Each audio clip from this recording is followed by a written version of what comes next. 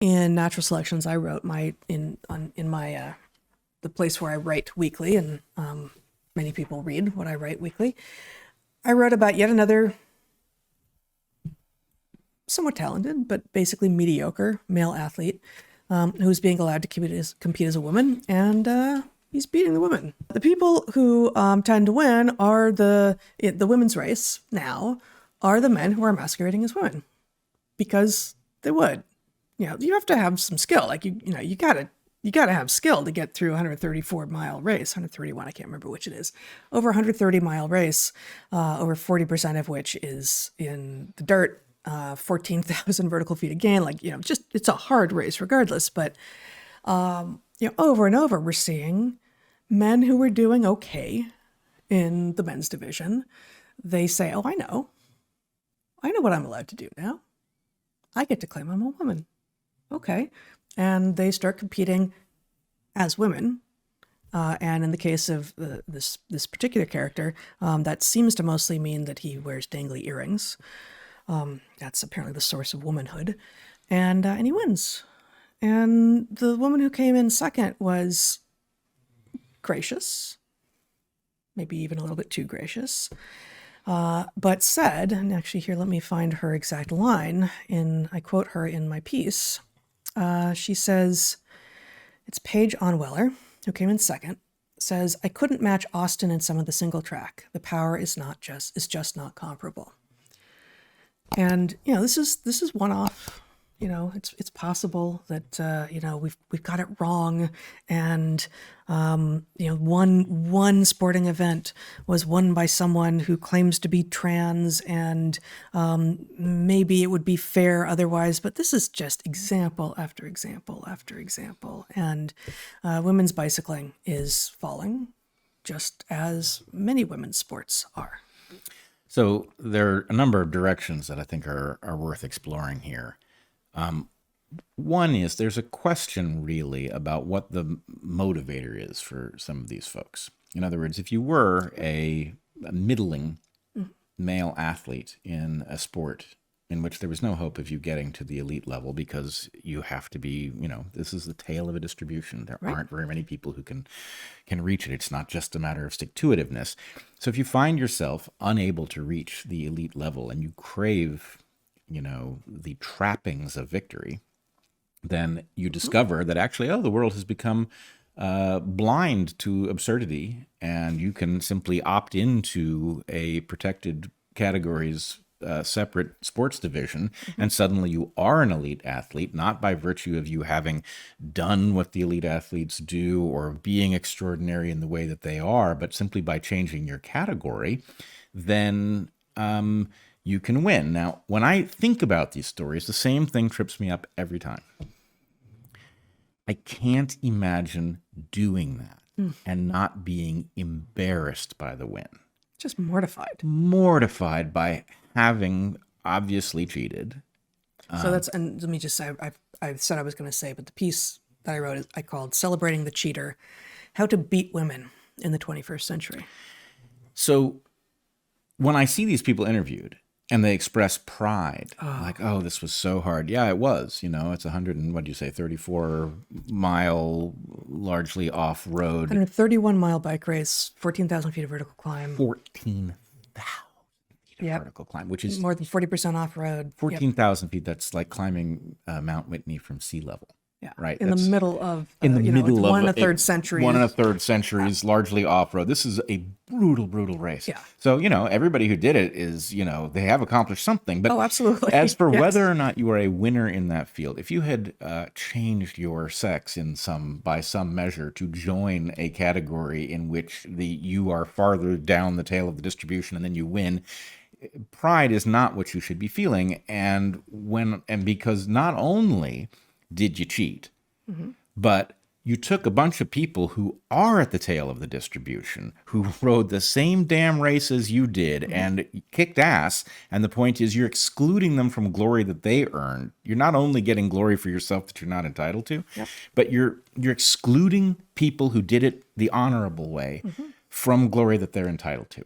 And I can't imagine having a camera pointed at you in that moment, But And having the emotion and then saying the emotion, pride. right. Right. So anyway, I guess my point would be, maybe it's not surprising that the same person who would go through a so-called gender transition in order to become an elite athlete, right? Become an elite athlete by, a redefinitional feat. Yeah, mostly it's I don't know all of the rules across all of these things, but very often it's just self-ID. It's Right. like, I'm a woman now. No, you're not. You're never going to be.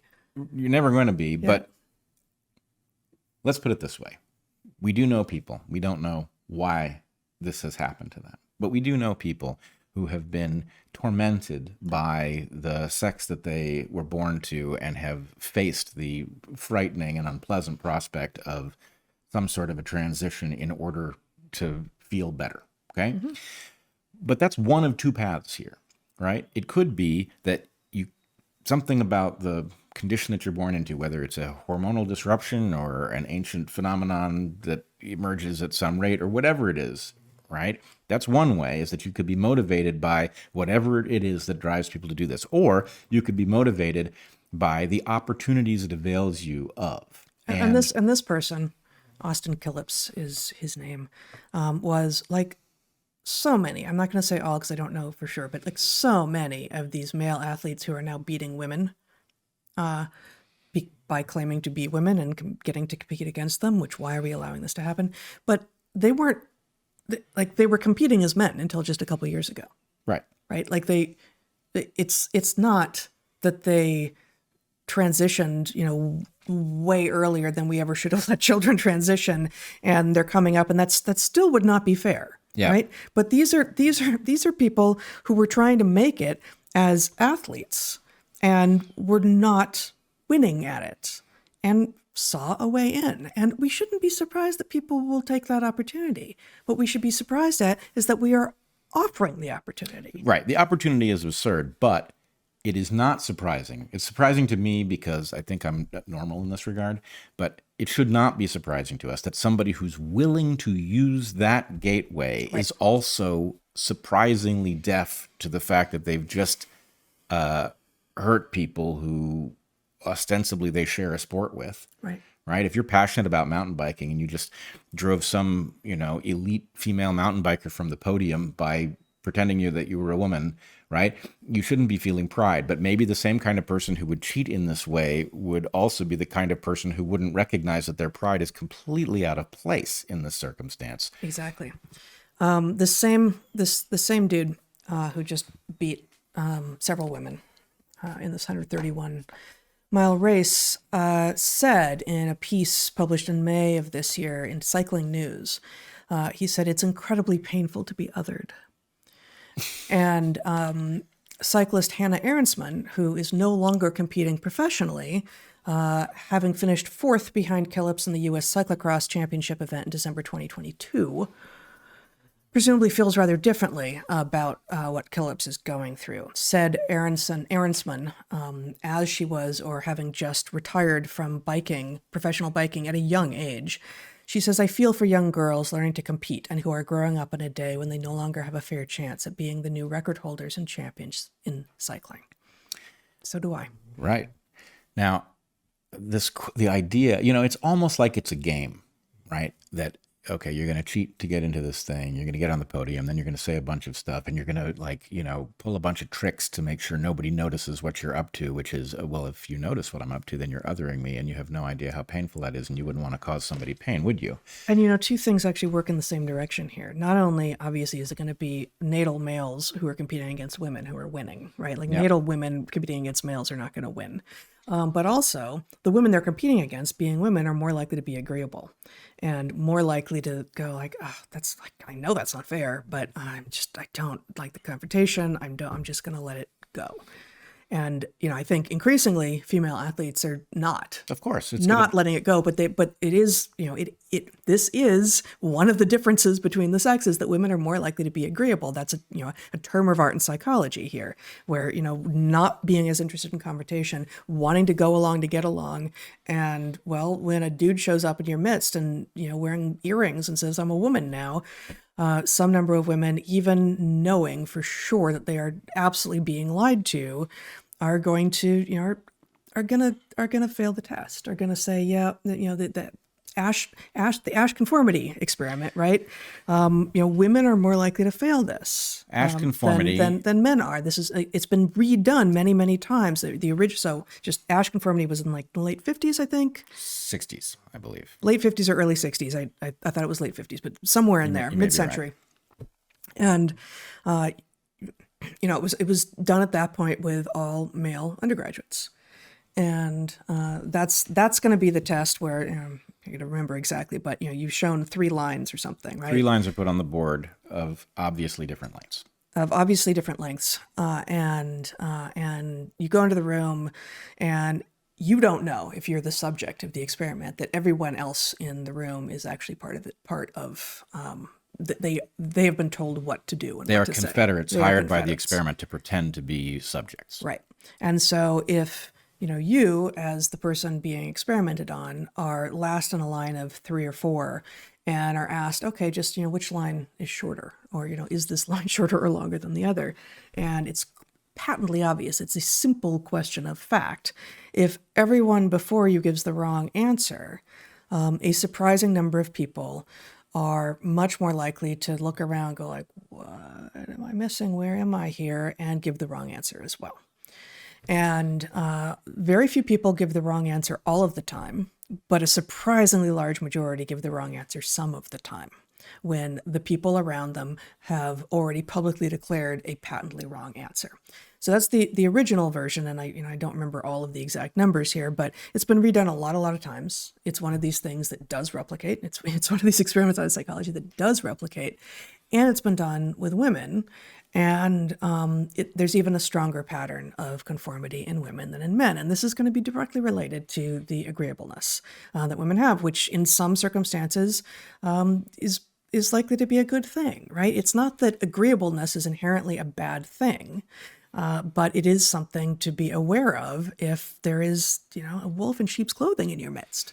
It's not actually a good thing to pretend that's a sheep. There's actually a deep irony here, right? Which is the reason that males and females are dimorphic by size is about disagreeableness in a sense, right? It is the fact of male conflict having evolutionarily distorted male form from the optimal ecological form, the form that you would have if exploiting the resources of the world was what you were built for. Males have been distorted by conflict with other males.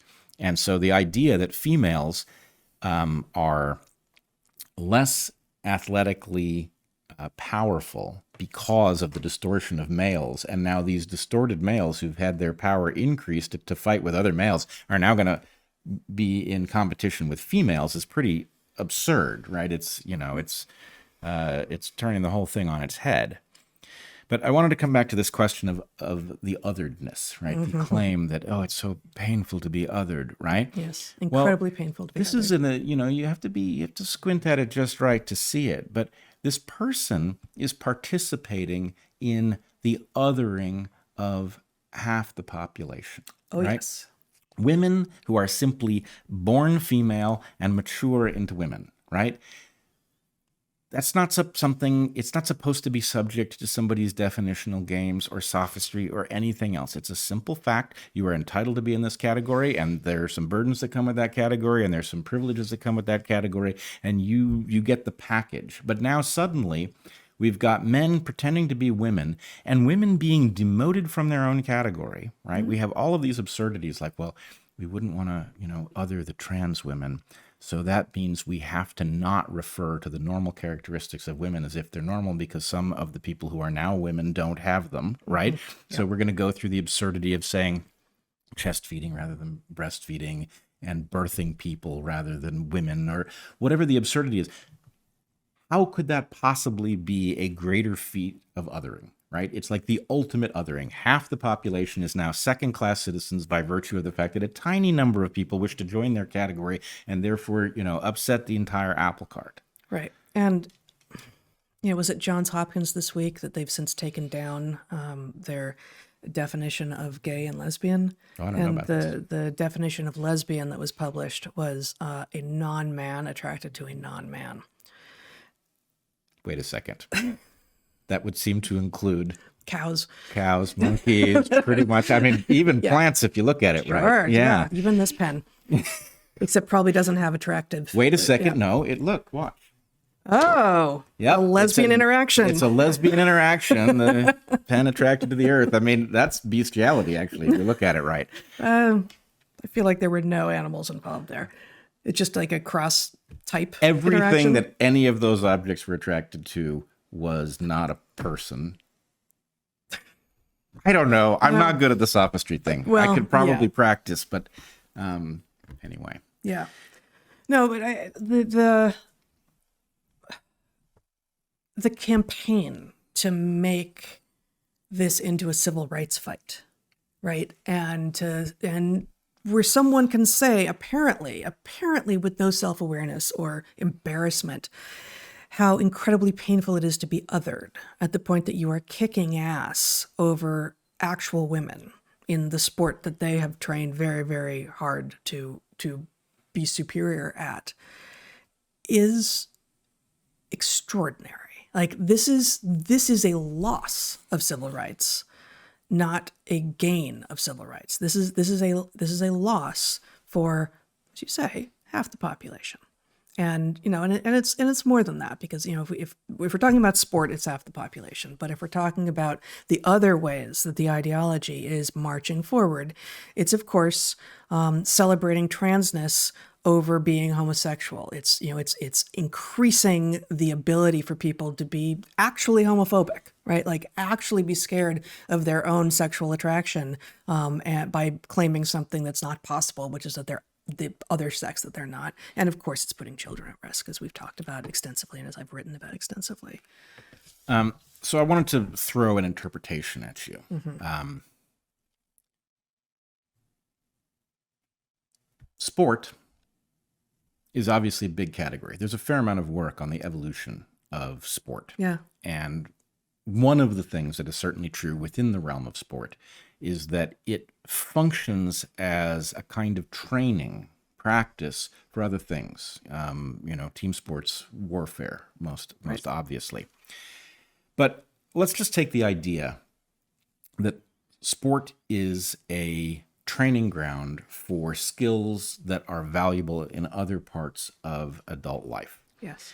And I don't know I don't know if this is an accidental fact or if there is something driving here. But it strikes me that the rearrangement of the rules surrounding what you have to be to participate in women's sports in order to accommodate trans or nominally trans folks, many of whom appear to be eager to cheat and not just to play sport with women, but to beat them because they're not women, right? Mm-hmm. That what this is actually doing is training people for skills that are highly relevant in modern times, right? This has nothing to do with what we think of, the thrill of victory and the agony of defeat, the things that we traditionally think of in conjunction with sportsmanship and the other things that go along with, elite play. Mm-hmm. But what this is training people for is capture, right? This is men capturing women's sport. Yep. It's training them for sophistry, right? Another skill of the moment. If you're good at sophistry, this is your era. And it's training them for cheating, as you point out. Basically here's the punchline of this. So capture, sophistry, and cheating. Yep. Capture, sophistry, and cheating, which are three skills that really should not be elevated. But at the moment, they might be three of the most important skills for functioning in the modern era. These are the things that put you ahead. And anybody who decides to play by the rules, anybody who's interested in sportsmanship, anybody who is interested in independent regulators or independent thought or analysis that is designed to find out what's true rather than advance a particular perspective as if it were true, right? All of those things, these are skills we shouldn't be training anybody in, but apparently we are training them. And here's the training ground. Can you talk your way onto the podium rather than ride your way onto the podium? Yeah. Right? Yeah, that's right. The 3 salient skills that we are training people for that you named, just to wrap this up, were capture, sophistry, and cheating. Yeah. Yeah. And in fact, when you and I were talking a little bit about this before, and I was describing this situation to you, what you said was, he's cheating with pride.